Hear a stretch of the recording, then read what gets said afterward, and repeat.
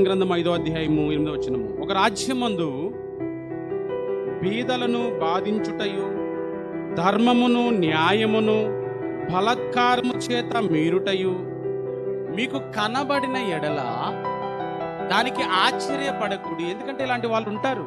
చూడండి, నిరంకుశ పరిపాలన అంటారు, వారికి నచ్చిన పరిపాలన అంటారు. ఇది ప్రజలు కోరుకున్న పరిపాలన కాదు, ప్రజలు ఆశపడే పరిపాలన కాదు, ప్రజలకు పరిపాలన చేసి సేవ చేసే పాలన కాదు. ఇది రాజ్యం. ఈరోజు భారతదేశంలో ఉన్న రాజ్యము బీదలను బాధిస్తుంది. ఏమంటే ధర్మం మేరుతుంది, అన్యాయంగా ఉంటుంది. దానికి మీరు ఆశ్చర్యపడకడి. ఈ ప్రభుత్వం మీద పై ప్రభుత్వం ఎవరిది?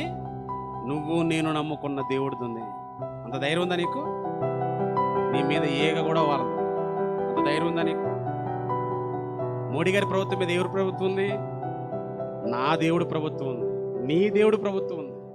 కనుక భయపడకండి, ఎవరినో చూసి బాధపడకండి, ఏదో మీకు అయిపోద్దని ఆందోళన చెందకండి. దేవుడి మీద నమ్మకం.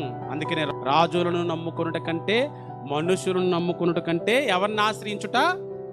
యెహోవాను ఆశ్రయించుట మేలు. ఎందుకు? అందరి అధికారులకు పై అధికారి ఎవరు? మన దేవుడు.